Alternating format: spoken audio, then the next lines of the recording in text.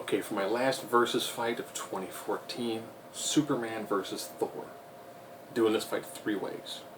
One, movie versions. Yes, it's Man of Steel. I did one in the past with Superman Returns. So it's Man of Steel versus Thor. So Henry Cavill versus Chris Hemsworth. Second fight, Superman Thor from the comics. No hammer. So Thor without his hammer. And final battle, Superman Thor with hammer. I'm going to do all these fights in the same criteria system. Intelligence, fight ability, strength, speed, durability, invulnerability, energy projection, and overall energy projection, versatility, and X Factor. Sorry. So I'll go right off the bat with Superman, Man of Steel, and Thor. So it's the Thor that we've seen in Thor, Thor Dark World, and the Avengers. Begin first one with intelligence. You have Superman at 33 years old, Thor at a lot more than 33 years old. They didn't give him an actual age, but he's the true legitimate god of thunder, so it's pretty easy to say he's probably got 100 or so years on him. So when it comes to intelligence, I have to go with Thor. Thor is just going to have a much more larger experience range than anything else. Plus, he's traveled the 9 realms, where Clark has kind of just been around Smallville. So he's kind of just been around farming communities, and he's traveled a little bit of the country. He hasn't gone to other advanced locations. Fighting ability. Man, this is Thor. Thor, again, years of experience, knows how to fight, trained combatant, tremendous amount of work like that. Strength.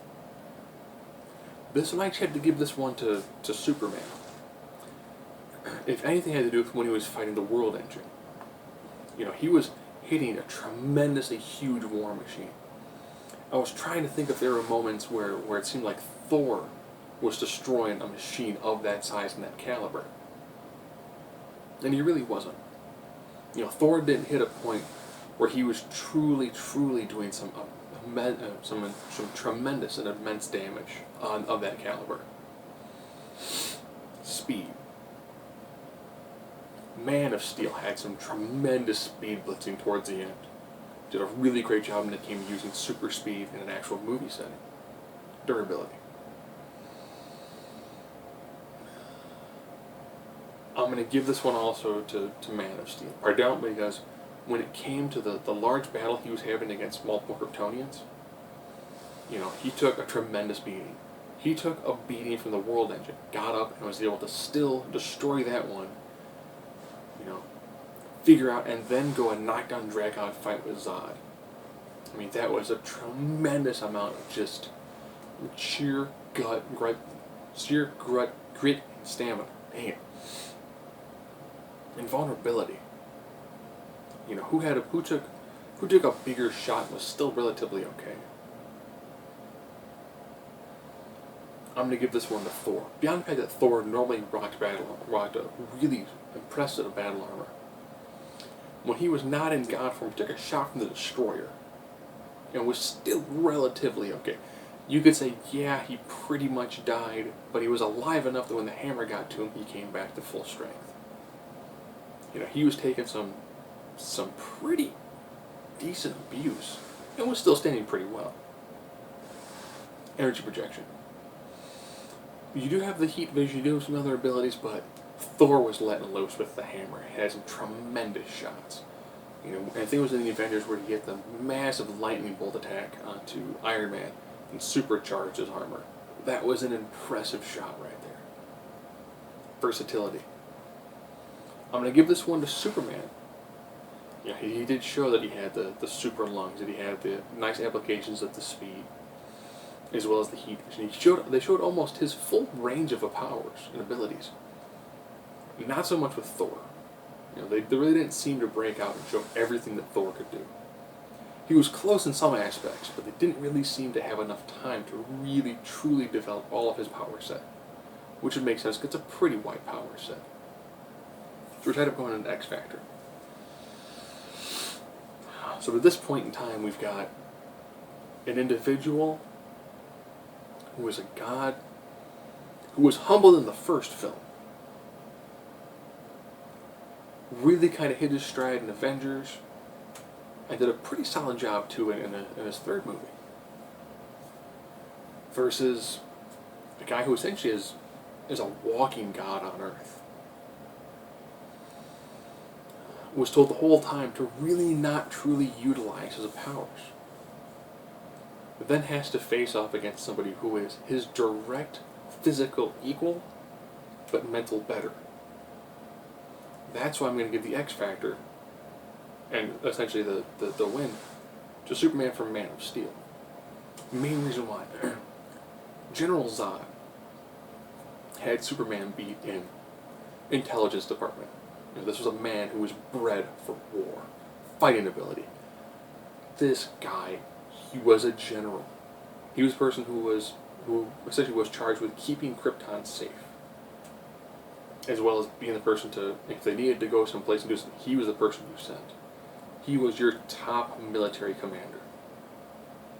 He gained his abilities and became such a quick study that he almost defeated a person who had spent years cultivating his abilities. He knew how to push Clark's buttons. He knew how to get into his mind, take him off his game. He knew to affect him physically, psychologically, mentally, emotionally. He knew how to push all of his buttons. Superman was still able to defeat him. I think the fact that he was able to push himself to that point where he killed the last surviving person of his race to win, to achieve victory, and to save innocent lives. That's impressive. You know, he took on somebody who had him beat in intelligence, who had him beat in fighting ability. Thor's going to have the intelligence and that fighting ability edge. Lots of the physical skills is going to be on Superman. So I think Superman, again, if it was being 5-4, that's like saying if they fought 100 times, 55 times it'd be Superman, 45 times it'd be Thor. So now we're going to move into a comic version. I think these guys pretty close to their best. Now, I'm going to remove BFR, that's Battlefield Removal. I'm also not going to allow Superman to sun dip. That's when it hits a point where it's like, well, if Superman's looking to fly into the sun, come back, and then, well, okay, well, if he's going to do that, then Thor can channel the Odin force and become essentially akin to the power of Odin, and then fight him. It's just, you can constantly escalate these sort of fights to the point of ad nauseum. So here we go. Superman, Thor. No hammer. No hammer. This is essentially Superman and Thor. No knowledge of each other. Dropped off kind of in the middle of nowhere. Thor notices Superman's just got fists. Decides to put the hammer down. Same style of criteria. Intelligence. I'm going to give this one to Superman. Superman, depending on writer, has been shown to have a tremendously powerful brain. He's pretty close to that of like a living human computer. They don't do it very often because he needs some sort of weakness. In his way like Final Crisis, which people may or may not consider canon, he was able to look at what essentially was the Wish Machine.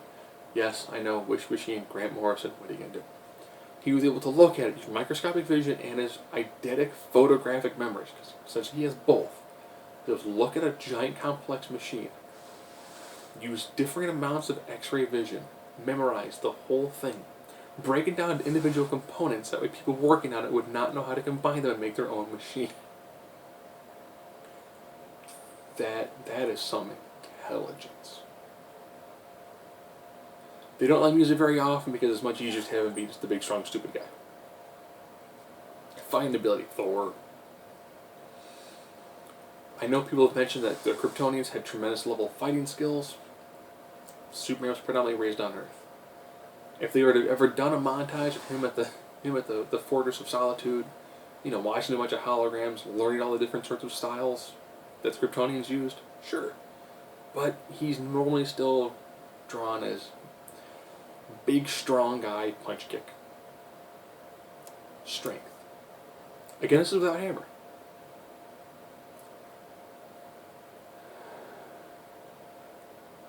I'm probably going to hear for this. I'm going to give it to Superman. And I want to say this is the hand of Superman. If not, I can just switch off whenever I want to, as long as I know where I'm going with this. You know, JLA versus Avengers, Superman was able to knock out Thor in one punch. It actually is considered somewhat canon, because bits and pieces of that story were commented on in both Avengers and the JLA. Yes, it was when Kurt Busiek wrote either one, he would throw a little nod back to that series. Pretty much once Kurt Busiek wasn't writing them, they kind of got removed, but still in their two main encounters, Superman did show he had a definite strength advantage against Thor. Against without the hammer. Speed. Thor, very fast individual. He does use the hammer for additional bouts of speed when it comes to doing the twirl and flying with really great straight abilities.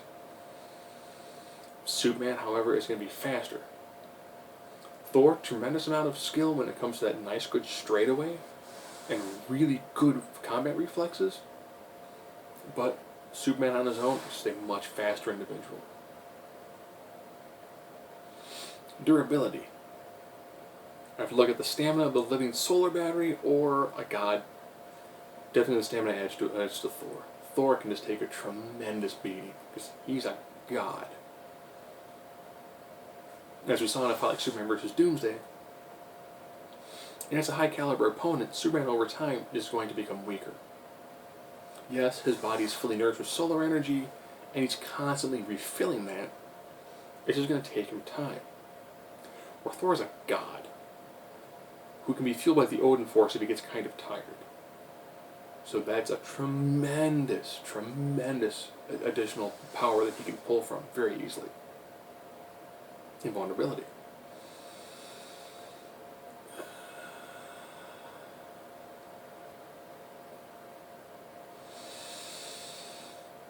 I'm going to give this one to Thor. Thor, predominantly in armor, also a god.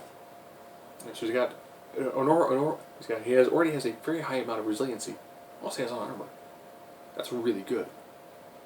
Takes tremendous beating by individuals. And isn't very worse for wear. So really, really high invulnerability. Energy projection.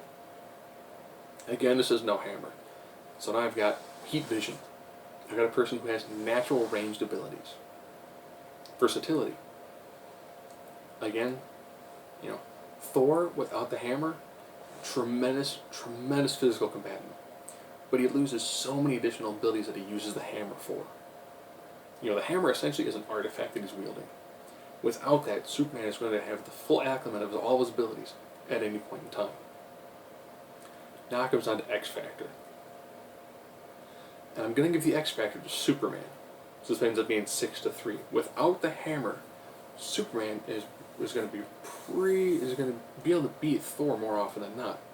Here's the main reason why. Depending on how the hammer situation works out, if Thor says he's not going to use the hammer and begins to lose, psychologically Thor will know that the hammer will allow him to win.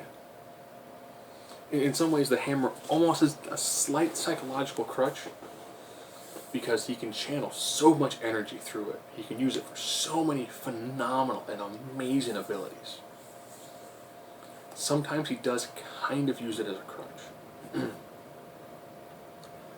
And without it, you can tell there's something just kind of off about him. He took on Red Hulk. Red Hulk jumped while holding Thor's hammer. Thor was like, "You can't do that." Red Hulk was like, No, you said I can't do it on Earth. We're here in space. There's no gravity. Your hammer's not going to work." He then stole the hammer and began to beat up Thor with it.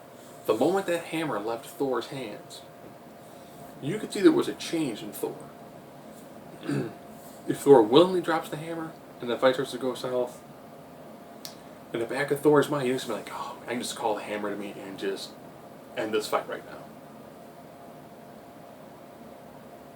But at the same time, too, if he drops the hammer, Superman could probably wield it. I mean, he was able to wield it a little bit in JLA Avengers. And he's probably one of the few people who could legitimately wield that hammer. which again would be a tremendous psychological blow to someone like Thor. But Thor doesn't fight very often without his hammer. That's just not his deal. Thor's a man who likes his hardware. So now, here we are, main event time. Thor with hammer versus Superman. Intelligence still goes to Superman. Fighting ability still goes to Thor. Strength. I know I'm going to hear it in the comment section. Strength, I still give very, very slight edge to Superman when it comes to overall raw physical strength. Again, no warrior madness. Wow, I just had a bizarre flashback, like an OSW thing, where I said warrior madness, I pictured, ooh yeah, at the exact same time. Like if instead of the mega powers, you would have had Ultimate Warrior Team with Macho Man. Ultimate Madness, Warrior Madness. Oh, that'd been sweet. Ultimate Macho sounds pretty cool too. Okay, no. I still give a slight strength advantage to Superman. He has shown some tremendous amount of just raw strength. Especially knowing too that he can also use tactile telekinesis to give him a little bit additional boost when it comes to raw strength. Speed. Thor by himself, very quick. Now also with that hammer, he just does the little twirl thing, and now also he just has a straight dead-on knockout shot that goes tremendously fast. Lots of people say we lose some maneuverability. He might not be able to make 90-degree turns, but he's going to have a tremendous amount of additional speed and really good movement when it comes to arcing motions. Durability. It's still Thor. Thor definitely now he still has the tremendous durability edge. Invulnerability. Yep, Thor still has the invulnerability edge pretty easily on this. Energy projection. It's the freaking hammer. That hammer is a wieldable artifact. You have the God Blast. You have tremendous lightning blasts. You can channel the force of Asgard through it. You can channel the Odin force. You can channel those life force through it. It is an amazingly powerful conduit. Versatility. Now all of a sudden Thor's got this. Thor's operating on all cylinders. He now has his weather control, he has his other pseudo-magical abilities, which is taken on somebody who has a vulnerability to magic. Okay, I'll digress for a quick second. Is it a true vulnerability to magic, or is he not immune to any sort of magic? I've often thought that in the world of DC Comics, magic is kind of one of the more powerful sources of damage. Very few are ever actually truly immune to it, so everyone actually is technically vulnerable to it. If you shoot me with a magic bullet, it's going to kill me. Shoot Soups, it's going to kill him. If you shoot someone with a magic bullet, it's probably going to kill them. So you now have a god who's got quasi-magical abilities taking on somebody who has no natural resistances to magic. He's going to easily just carve him up like it's nothing. Just at the point now where we're 6-2. Things are not looking good for Superman this fight at all. It comes down to overall X Factor. I'm giving the X Factor to Superman, with the main thing being, as this fight goes on, it again comes down to the psychological impact of that hammer. If Superman can get a hold of it, you will see Thor can be like, no one stops my hammer, or thou canst stop mine hammer. I do a horrible Thor, I'm sorry. Because even JLA Avengers, Superman actually was able to hold the hammer of Thor while Thor was trying to hit him. And you can see that whoa. This doesn't happen. This does not happen at all. So Superman can either, one, get the hammer away from Thor. That's what it's going to come down to. The moment he can separate Thor from that hammer, he's going to have two options from that point. He's going to have to beat him quick. He's going to try to beat him quick, hit him with all of his abilities, and defeat him that way. Or he's going to have to try to take the hammer from Thor and use it to defeat him.